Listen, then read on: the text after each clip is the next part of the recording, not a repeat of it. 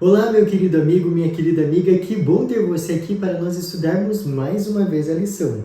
E se você não sabe o que eu estou falando aqui, nós estamos estudando essa lição aqui, tá? Essa lição, ela é feita a cada trimestre, então a cada 3 meses nós estudamos um livrinho desse aqui, tá? Desse trimestre é alusões, imagens e símbolos. E o tema dessa semana, olha só que interessante que tá, Salmos parte 2. Então, se você não assistiu o vídeo anterior, pausa aqui e assiste lá para você entender um pouco mais do que a gente vai ver aqui, ok? Então, antes de a gente fazer a nossa oração para começar o nosso estudo, eu gostaria de te lembrar uma coisinha. Olha só aqui o nosso estudo em Ensinos de Jesus. Nessa segunda-feira que teve agora, nós estudamos sobre a oração. Então, o que Jesus ensinou para nós sobre a oração? Foi um tema muito interessante, vai estar aqui no card em cima, mas você também pode achar aí no canal, ok? Então esse estudo aqui está fascinante. Se você quer esse material aqui, embaixo de cada vídeo do Ensinos de Jesus, vai ter um link para você poder acessar o material digital, tá? Mas se você quiser ele dessa maneira aqui, física, você pode chegar em qualquer igreja adventista e solicitar o seu, tá? Que eles vão providenciar para você. Então, só para você saber, nós já estudamos sobre o que Jesus ensinou sobre as Escrituras, salvação, santificação, Espírito Santo e oração. Na próxima segunda, nós vamos estudar sobre o perdão. Então, olha só quanta coisa Deus deixou na sua palavra e nós estamos aqui procurando toda semana o que Ele tem a dizer sobre cada tema. Então, se você não quer perder, já se inscreva no canal para você receber a notificação 8 horas de segunda-feira. Então, vamos fazer a nossa oração? Querido Pai que estás nos céus, muito obrigado por mais um estudo que o Senhor nos dá. Agradecemos pelas oportunidades que o Senhor tem nos dado de ouvir a sua voz. Pedimos que o Senhor seja o nosso guia nesse momento e que tudo que formos estudar aqui, que possamos colocar em prática, Pai. Nos ajuda a entender, nos ajuda a compreender e principalmente levar essa mensagem a outras pessoas. É isso que pedimos e agradecemos em nome de Jesus. Amém. Então, como eu já disse, o tema dessa semana é Nos Salmos, parte 2. E eu gostaria que você pegasse a sua Bíblia, tá? Nós vamos ler vários salmos, porque a lição está falando de salmos e profecias. Então, pegue sua Bíblia aí, pegue uma caneta também, que vai ser bem interessante nós entendermos o que nós estamos lendo aqui. Então, não fica só de forma passiva assistindo. Também seja ativo, pegue aí a sua Bíblia, então, como eu já disse, né, e a sua caneta, para a gente poder estudar, ok? Vamos lá, então, para o nosso verso para memorizar. Está lá em Salmos, capítulo 67. Olha só, Salmos é o maior livro da Bíblia. Salmos 67, versículos 3 e 4. Eu vou jogar na tela, para caso você não tenha uma Bíblia perto, tá? Mas é interessante que você providencie, né? Diz assim: Louvem-te os povos, ó Deus, louvem-te os povos todos, alegrem-se e exultem as gentes, pois julgas os povos com equidade e guias na terra as nações. Esses dois versos que nós acabamos de ler é muito interessante quando a gente para tentar entender o que eles estão falando. Olha só, aqui a gente viu que Deus julga os povos com justiça. A nossa justiça é muito falha, né? Eu gostaria de ler com você um texto só para você entender um pouquinho mais da nossa justiça. Pegue sua Bíblia e vá comigo lá em Isaías 64, versículo 6. Olha só o que diz: Mas todos nós somos como o imundo, e todas as nossas justiças como o trapo da imundícia. Todos nós murchamos como a folha, e as nossas iniquidades como um vento nos arrebatam. Olha só ao que o profeta Isaías está comparando a nossa justiça, a trapo de imundícia. Você sabe o que é trapo de imundícia? Você já ouviu falar sobre a lepra? Muitas pessoas no tempo de Jesus tiveram lepra, e é uma doença que a pessoa vai morrendo, só que está viva ainda. Ela vai se decompondo, literalmente. E aí ela tem várias feridas no corpo. E uma forma de coçar essas feridas é através do pano, né? Até secando ali muito pus e sangue que vai saindo. Então, esses panos que essas pessoas se limpavam se chamavam trapos de imundícia. E é justamente ao que Isaías está se referindo quando ele fala isso aqui. Então, olha só, aqui é comparado à nossa justiça. Graças a Deus, é Deus que julga, né? Não nós. E continua, né? No finalzinho ali do verso 4, a gente vai falar: E guias na terra as nações. Olha só, você não precisa se preocupar. Tá tudo certinho no plano de Deus. Mesmo que às vezes pareça que está dando tudo errado, mas Deus está no controle, então a gente não precisa se preocupar, né? Às vezes a gente tem aquele temor, né, aquele medo, mas por isso que a gente precisa estar diariamente buscando a palavra de Deus, justamente para entender que tudo o que acontece nesse mundo, Ele está ciente, Ele está sabendo, né? Então assim a gente fica mais tranquilo. Vamos então para a nossa introdução da lição? Quando nós pensamos nos eventos finais, geralmente nós destacamos as bestas e os poderes de Apocalipse. E sem dúvida, eles têm um papel muito importante, senão Deus não colocaria na Bíblia. As profecias, no entanto, lidam com temas centrais, e a gente pode ver uma lista: pecado e sofrimento, o juízo, a batalha entre o bem e o mal, a natureza da justiça e da injustiça, a perseguição ao povo de Deus, entre muitos outros temas. E os Salmos abordam essas questões em muita profundidade, explorando quase todas as emoções possíveis. Então, se você está triste, vai ter salmo para isso. Se você está angustiado, também vai ter salmo para isso. Todas as esferas das emoções são compartilhadas em salmos. Então, por essas razões, nós vamos continuar estudando o livro de Salmos para entender um pouquinho mais desse panorama, ok? Vamos então para a nossa parte de domingo, e o título é Socorro bem presente nas tribulações. Com esse título, você lembra de algum salmo específico? É exatamente o Salmo 46. Vamos lá, então, pegue a sua Bíblia, vamos para o Salmos 46, ok? E vamos ler um pouquinho dele. Olha só o que diz. Deus é o nosso refúgio e fortaleza, socorro bem presente nas tribulações. Portanto, não temeremos ainda que a terra se transtorne e os montes se abalem no seio dos mares. Ainda que as águas tumultuem e espumejem e na sua fúria os montes se estremeçam. Há um rio cujas correntes alegram a cidade de Deus, o santuário das moradas do Altíssimo. Deus está no meio dela, jamais será abalada. Deus a ajudará desde antemanhã. Bramam nações, reinos se abalam, Ele faz ouvir a sua voz, e a terra se dissolve. O Senhor dos exércitos está conosco. O Deus de Jacó é o nosso refúgio. Vinde, contemplai as obras do Senhor, que assolações efetuou na terra. Ele põe termo à guerra até os confins do mundo. Quebra o arco e despedaça a lança. Queima os carros no fogo. Aquietai-vos e sabei que eu sou Deus. Sou exaltado entre as nações, sou exaltado na terra. O Senhor dos exércitos está conosco. O Deus de Jacó é o nosso refúgio. Olha só que preciosidade que nós lemos aqui. Esse texto é muito interessante para nós entendermos um pouquinho mais do panorama do mundo. Esse salmo apresenta um tema que encontramos no livro de Hebreus, um conceito de algo melhor. No entanto, esse salmo adota uma abordagem diferente de Hebreus. Ele contrastou o mundo em rebelião e as consequências que isso trouxe, mas com a promessa das coisas melhores que Deus planejou para nós. Esse salmo está cheio de esperança e promessas, meio em todas as tribulações da nossa vida. Vocês viram que o verso 10 falou para nós? Aquietai-vos e sabei que eu sou Deus. Olha só que preciosidade! E ainda não parou por aí. No verso 2, vocês lembram que nós lemos: não temeremos ainda que a terra se transtorne e os montes se abalem no seio dos mares. No mundo em que nós vivemos, parece muito difícil viver nessa paz, mas Deus está nos chamando a descansar nele. Nosso mundo atual, com todos os males, não vai durar para sempre. O que Deus promete é algo que não conseguimos imaginar. E eu gostaria de ver com você isso na Bíblia, tá? Então pegue sua Bíblia aí e vamos lá para 1 Coríntios 2, versículo 9. É um texto muito interessante para a gente entender o que acabamos de falar. Olha só o que diz. Mas como está escrito, nem olhos viram, nem ouvidos ouviram, nem jamais penetrou em coração humano o que Deus tem preparado para aqueles que o amam. Olha só a importância de nós nos prepararmos diariamente, porque só as pessoas que estiverem no céu vão testemunhar todas as maravilhas que Deus fez. Quem não for para lá nunca vai ficar sabendo, então se prepare. Vamos para a nossa parte de segunda-feira? Olha só o título, Esperança em meio à turbulência. Esse tema aqui deve pegar todos nós, né? Então vamos entender um pouquinho mais?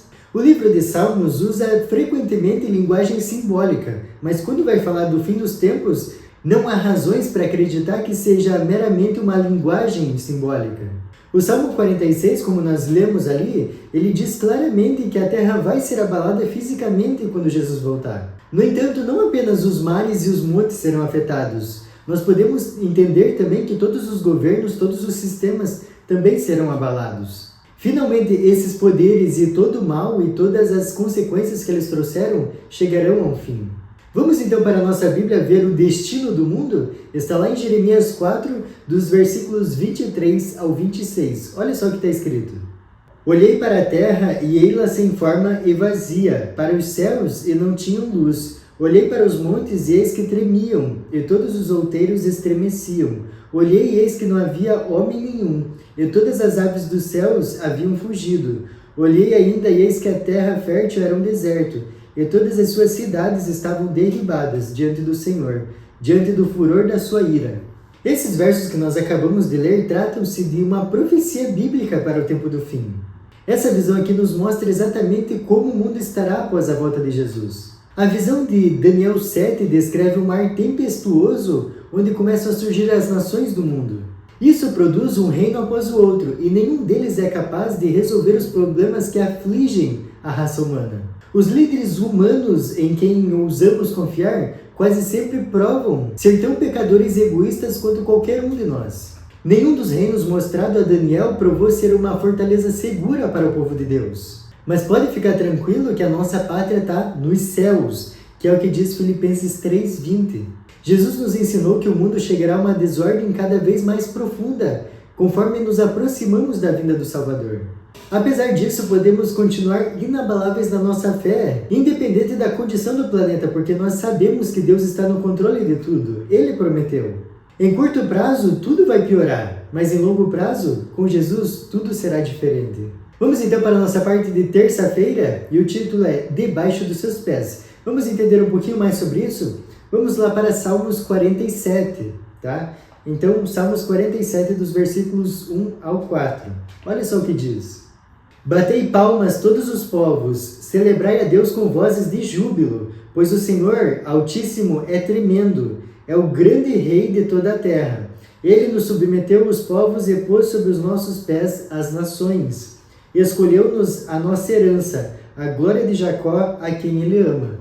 Em longo prazo, o futuro será brilhante, mas enquanto esse tempo glorioso não chega, nós lutamos com a consequência do pecado. Mas comentando sobre o fim do milênio, onde Satanás será extinto, olha só o que diz.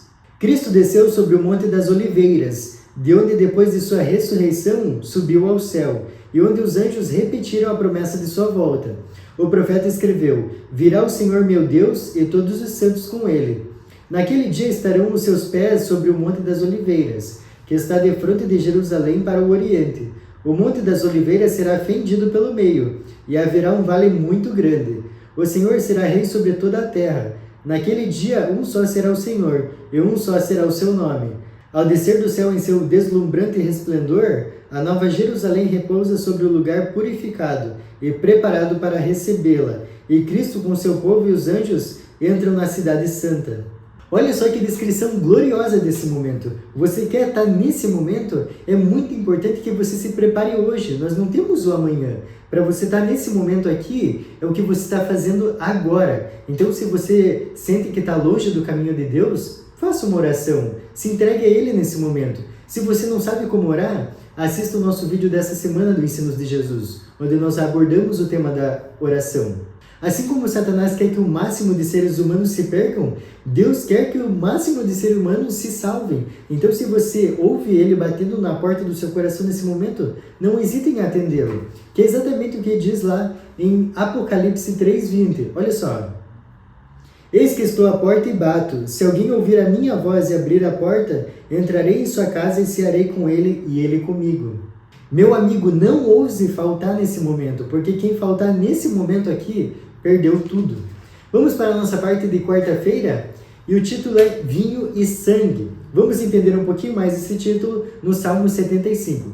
Então pegue aí a sua Bíblia para nós lermos juntos, ok? Salmo 75. Graças te rendemos, ó Deus, graças te rendemos, e invocamos o teu nome, e declaramos as tuas maravilhas. Pois disseste, hei de aproveitar o tempo determinado, hei de julgar retamente. Vacilem a terra e todos os seus moradores, ainda assim eu firmarei as suas colunas. Digo aos soberbos, não sejais arrogantes, e aos ímpios, não levanteis a vossa força. Não levanteis altivamente a vossa força, nem faleis com insolência contra a rocha. porque não é do Oriente, não é do Ocidente, nem do deserto que vem ao auxílio.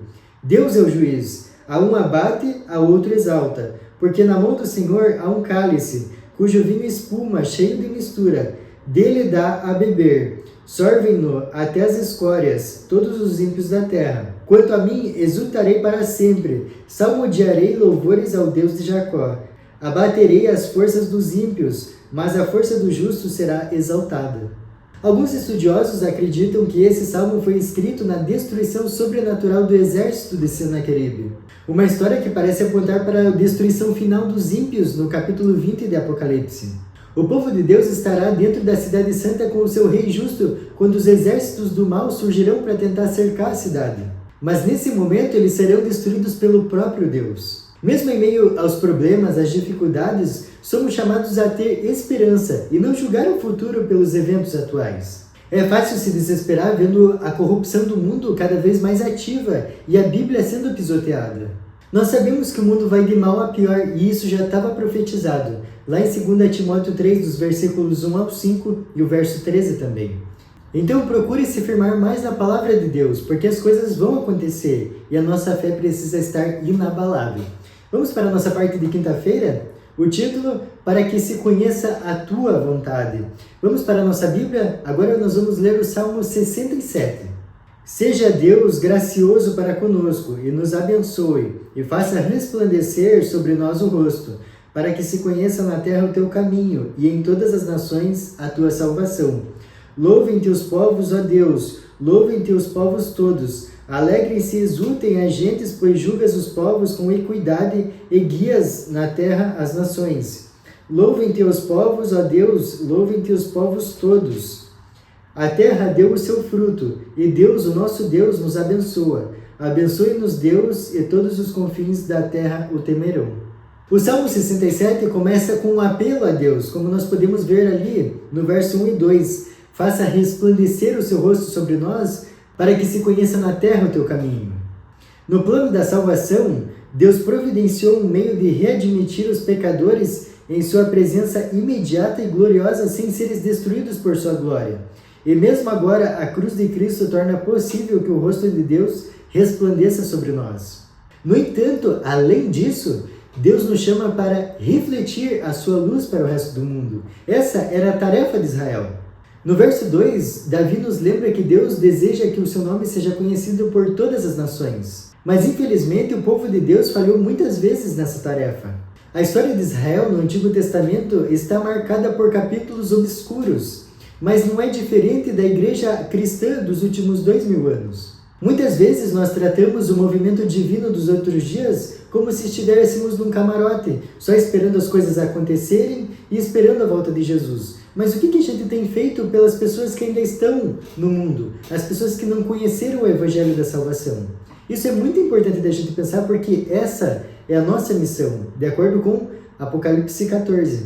A igreja remanescente de Apocalipse 14 não se contenta em permanecer em Sião, desfrutando a presença de Cristo. Em vez disso, ela voa pela terra, convidando o mundo a se unir a eles no Monte Santo de Deus.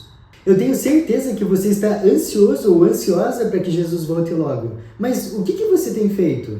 Como que você tem levado esse evangelho adiante? É muito importante nós pensarmos nisso. Nós não podemos ser cristãos esquenta-banco. Nós precisamos ser ativos na missão.